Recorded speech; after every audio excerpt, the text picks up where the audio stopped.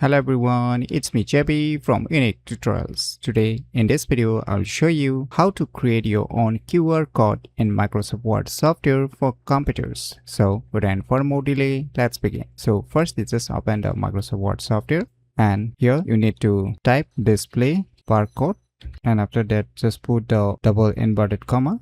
And now you can add your respective text or any numbers, whichever you want to add. And once you have written or typed the respective names, numbers or contact name, after that just put double inverted comma again and just type QR. And now just select the enter text or words. And now on your computer keyboard, just press Ctrl and F9. And now just place your mouse cursor on the respective text and just right mouse click on it. And now you will see here one option, toggle fill codes. Just click on it. Voila, now you can see a QR code has been generated. Now let us check whether this QR code actually has the written text or not. So let me show you. So now let me try to scan this QR code using my smartphone.